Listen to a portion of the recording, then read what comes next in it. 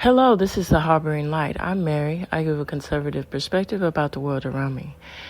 And you enjoy my content and you want to support, I will have that link for you. And then with your support, and it will be an exclusive content.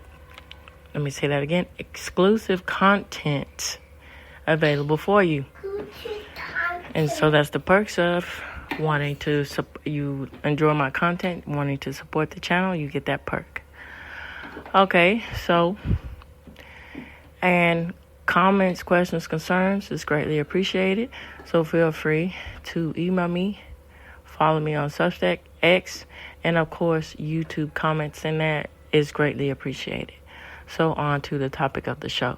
So today's show, well, today, tonight, whenever you're listening, early in the morning, whenever you're listening, it is about Spain and food. And again, on Fridays, can't emphasize enough the great appreciation I have for all you listeners out there. So I'm going to start out with the listeners that started with me, and the seniority, that's what I'm searching for the word to say. And, that started out with me with the podcast. And so I'm addressing the country of Spain and the food. And so in this particular episode, I'm going to first talk about foods that are suggested to eat. And also, I see, sweetie. And also foods that, breaking down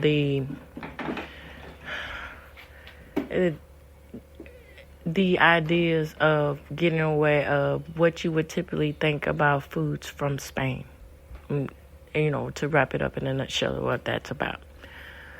All right, so let's dig in. Okay, so I'm going to start out with the 8 myths about Spanish food. So it goes on to say, and this was first published October 8th of 2015, and it's been modified. The recent modification is in 2020 on September 8th by Lauren Eloise, believe the pronunciation of that. All right, so it goes on to say spicy chills, thin tortillas, and even flowing sangria. These are things that you will not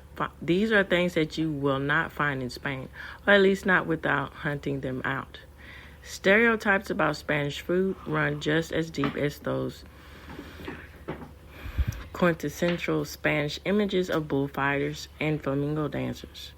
But like those characters, Spanish cuisine is much different in day-to-day life here than the rumors that are surfacing.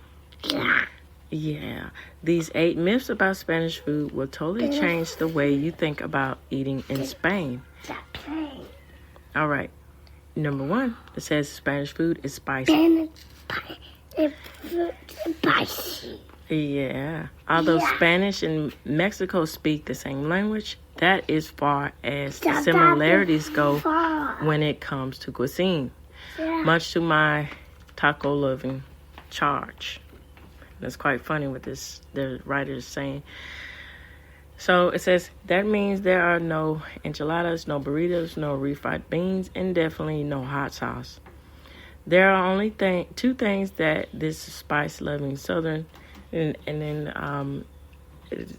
this person is of course talking from their perspective, but I'm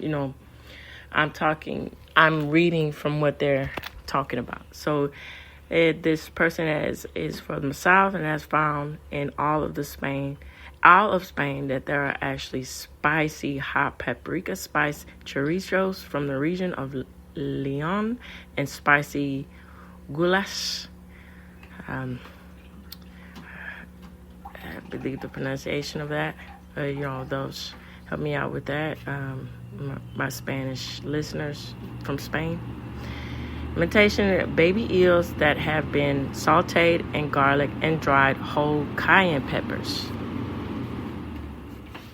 All right, so on to the next about tapas. Yeah, tapas.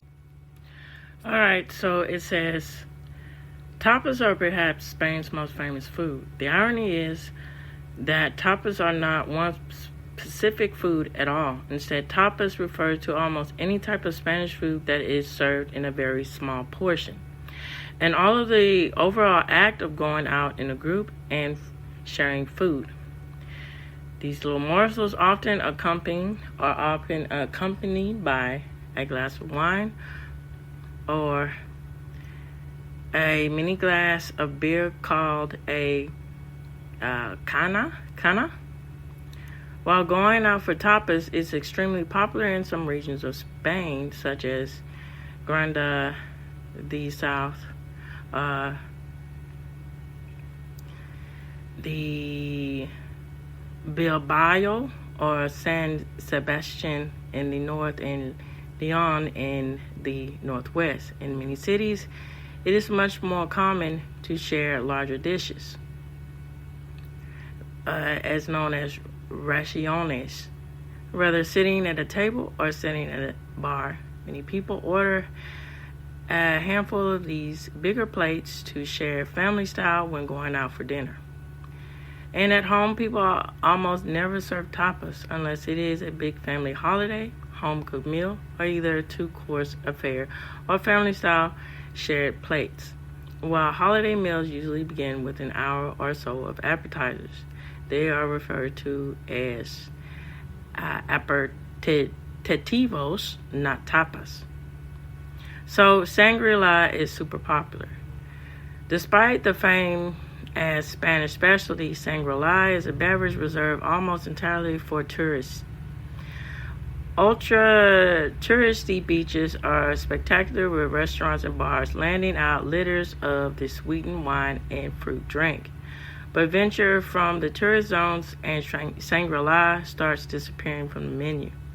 Instead, Spaniards tend to go for tinto de verano in the southern Spain or in the north of Spain. They are both like a simplified version of sangria and sans the floating fruit. Okay, so the tinto de verano is made by mixing red wine with lemon soda and the mixes of red with Coke. If you must make sangria, however, at least make it the right way. So that's a duly note there. So Spanish wine is just okay. If it was any good, why would Spain be more famous for mixing their wine with soda and fruit than savoring it on its own? It is because Spain is notoriously bad at marketing the wonders of their natural cuisine internationally. Spain is the largest wine producer in the world. It also sells wine for less on average than any other major wine producing country. Much of Spain's grape is harvested and sold to bottle in France, Italy, and Germany, where those Spanish grapes are sold under foreign labels for a much higher price. The wine that is bottled in Spain is made from many of the same varieties that are sold abroad, but because of the harvest in Spain, it is so abundant in price, they are often pushed even lower. That means you can get an excellent wine price. So it's marked for a bargain. So the euro is marked at 15 in many cases, less than 15 in many cases for this. So tortillas have something to do with flour or corn.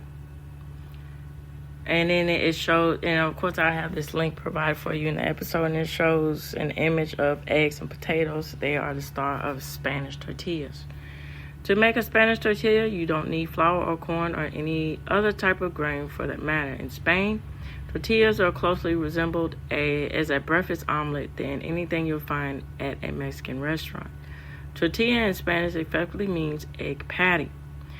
By large, the most popular type of tortilla in Spain is made with fried potatoes and onion squished together with beaten eggs and cooked in a saucepan until the exterior is golden or brown, or the interior is delightful with juices and it's slightly runny. Another popular tortilla in Spain is what is called the tortilla francesa, a French omelet. Beaten eggs are poured into a hot griddle to form a thick sheet of egg. That sheet is folded into thirds and often served for dinner or sandwiches. Paella is a seafood dish. While paella is a popular Spanish rice dish, it is often used with shrimp, clams, scallops, and fish. However, a traditional paella is completely seafood free.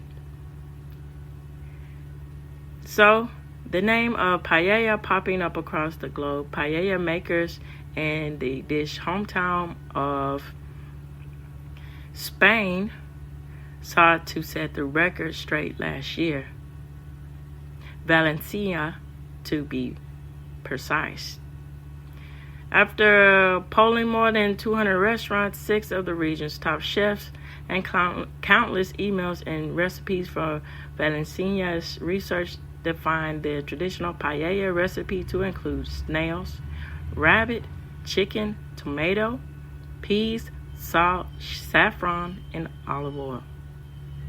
That being said, seafood-packed Spanish rice, even if it does feel a bit unauthentic, it's still called paella. So tapas are free. If it sounds too good to be true, that's because in most cities across Spain it is. A few places, Grande, for example, are famous for the large, filling, and delicious tapas that most restaurants give out free when you order a drink. But the free food bonanza is just a fantasy, though throughout most of this country. While almost every Spanish restaurant will serve you something to snack on with your drink, more often than that, free snacks is nothing more than a bowl of potato chips, olives, or a slice of cheese. And to end, vegetables are everywhere.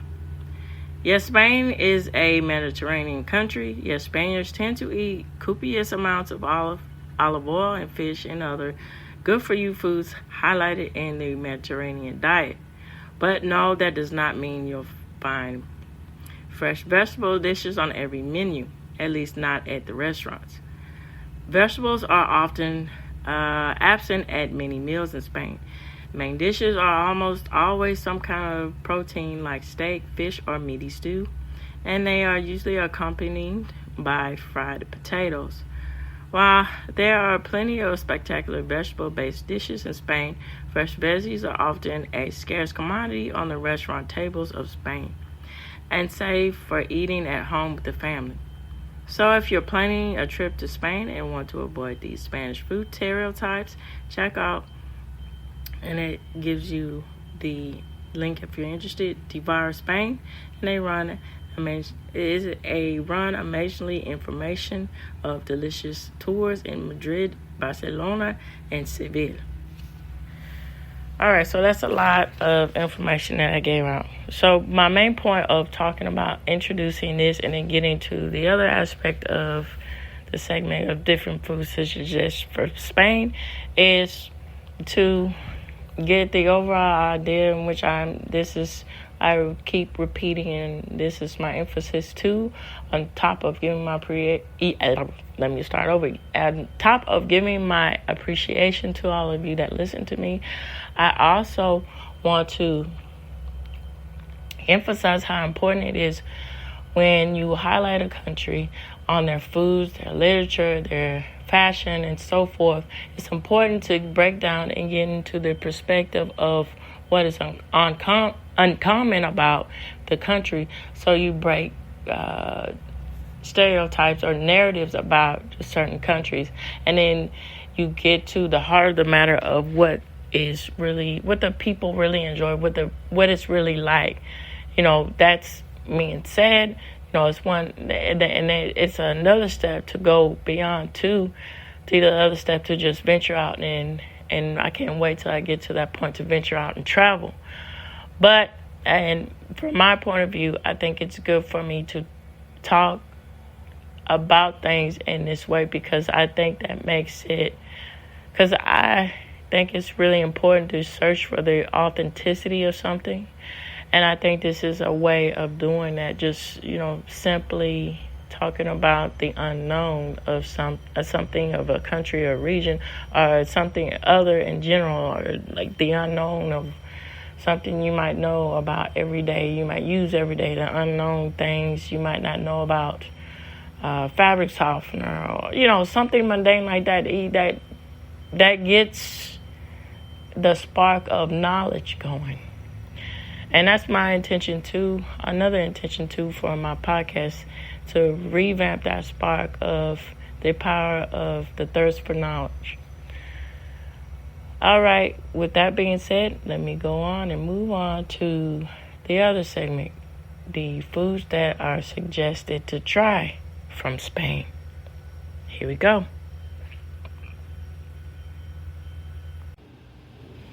Okay, so as a note, I recorded the rest of all of this after my kids got out of school. So, you hear more and more in the background. So keep that in mind. Even though this is pre-recorded, my thoughts are live. So I just wanted to give that as a disclosure for all of y'all. If you hear all the kiddos in the background, that's what's going on. They're out of school, and I'm working that in. All right, so let's jump into the rest of the segment of food from Spain.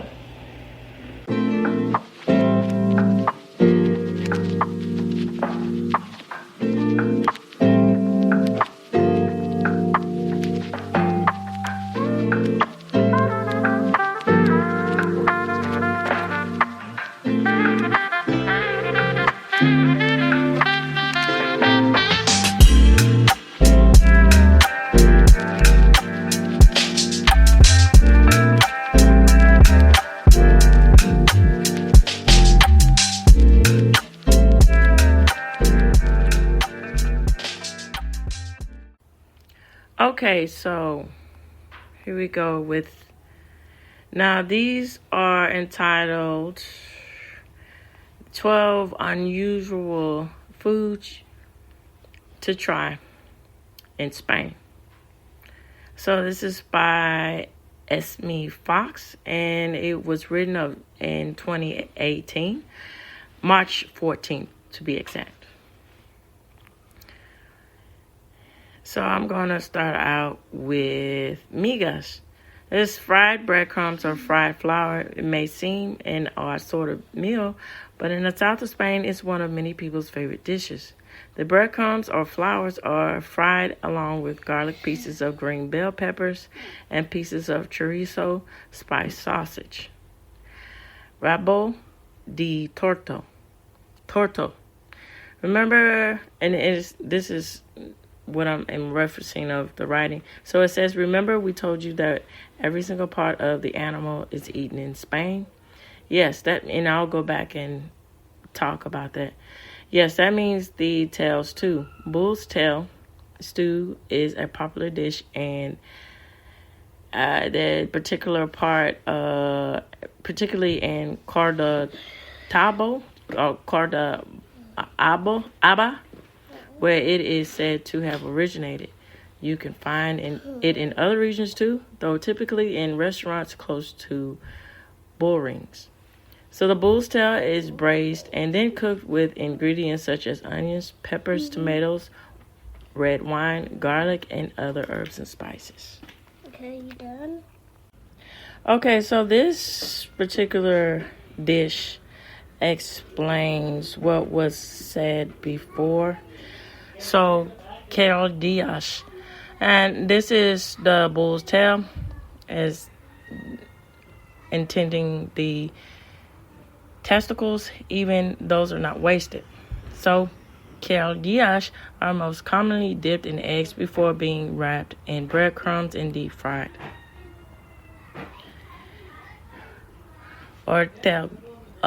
goulash fritas. So these are fried sea let me say that again. So they're fried sea creatures, and they are another unusual Spanish delicacy that isn't very common in other countries. These amenities, that's what I was trying to say previously, amenities are typically deep fried in breadcrumbs and have a squiddy texture, like squid texture, and a fishy flavor, so much as you imagine them to taste. And let me go on to talk about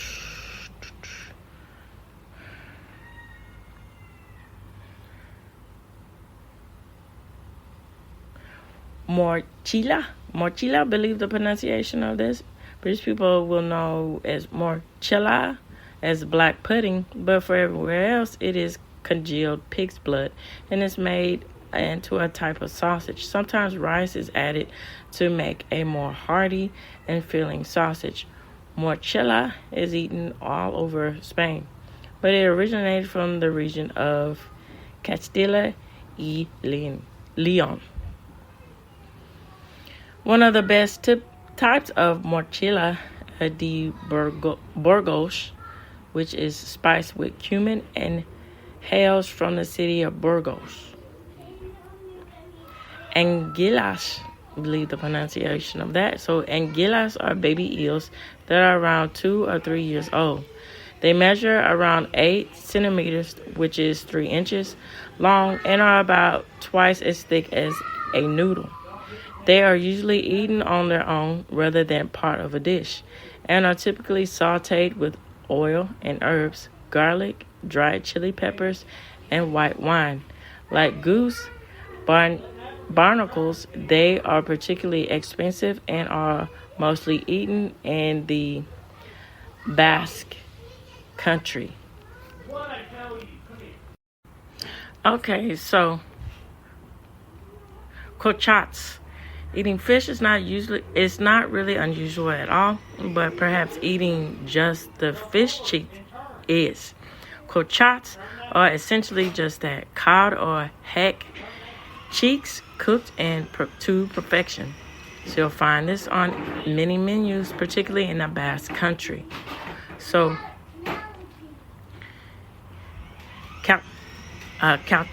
calcots, the only vegetarian item on the list. Calcots are perhaps not very scary, perhaps with some of these other foods.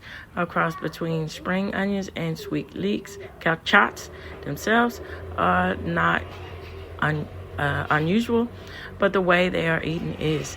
They are grilled over an open fire and eaten whole, not used as an ingredient in dishes. Calcots are best eaten dipped in romesque sauce made from crushed almonds, red peppers, olive oil, and garlic. Ortigas fritas, fried sea amenities, are another unusual Spanish delicacy, but it's very common in other countries. They are amenities that are typically deep fried in breadcrumbs and have a squiddy texture. I'm sorry, I already said that. So horchata de plancha. Horchata a la plancha. So from tails to others to ears, grilled pig ears are another common food to try in Spain. First, they are boiled with herbs such as laurel leaves, pepper, and garlic. Then they are marinated in spices, including cumin, paprika, before being fried until they are nicely crisp. And so, caragols are snails, and they are eaten in Spain as well as in France, particularly in the region of Catalunya. There are various ways of cooking them, but one of the most popular way is a la luna, where they are baked with garlic, oil, paprika, and cognac. Other versions may use tomato sauce, white wine vinegar, or whiskey, depending on the region. Okay, Montes de Cristo. The Spanish eat every part of the animal, and in Spain they eat every part of the animal, and that includes the feet. So pig trotters are not an uncommon item to eat on the menu. So in the past, the unwanted parts of the pig or cow were given to the poor people whose job it was to kill them as a type of payment. So, in fact, they had to become very creative at finding ways of cooking them. So pig trotters are often boiled and flavored with garlic, bay leaves, saffron, and peppercorns, while in Catalana, you may see stuffed pig trotters on the menu. Hey, baby. So I'd like to know what all of you think. Please feel free to, leave comments, questions, concerns, all about this, about the aspects of food of Spain. And then, your thoughts about unusual foods from other regions or unusual foods in America. I'd like to know what you all think about that. Because I think Andrew Zimmer did a really good job at that aspect of capturing the importance of, what that says about a country and their unusual foods, how that translates to what they think and feel in their culture. So, this reaches the end of the Harboring Light. Tune in, turn up, and absolutely take care. And as I mentioned on a previous episode on Wednesday, so on Monday I'm going to go and rehash Stephen King and do a deep dive about the aspects of how that's a tear on society to have this image of children and the way that he presents them, particularly in scenes that just are not appropriate. And so that goes back to me thinking that, it's not alarming. Hi, baby. It's not alarming in the way that he's reacting today. And it's unfortunate that he doesn't, that foresight to understand that it's important to protect children from being exposed to certain things. That's our future. So I'm going to go into that, how that's, you got to look at that. What is he actually saying by pushing this agenda? And, that's how the degradation of society strips down. But also it's another aspect to leave it up to debate too about the aspect of free speech. But free speech does come at a cost, and then you have to have a moral compass with your free speech. So I'm going to chime in on that on Monday. And I also like to know ahead of time what you all think about that aspect of how Stephen King, then, people who justified, particularly in the scene of it, those who have read the books and those who know what I'm talking about, how using the scene between these young children, that this is a metaphor when in fact it's a gross perversion of it, a gross perverse image, and it should not be that as a metaphor, seen as a metaphor. It shouldn't be justified. So I'd like to know early what you all think about that too. So feel free to either email me, find me on X, find me on Substack, or of course, comment heavily and YouTube. It'd be greatly appreciated. All right, so tune in, turn up, and absolutely take care out there. Bye-bye now.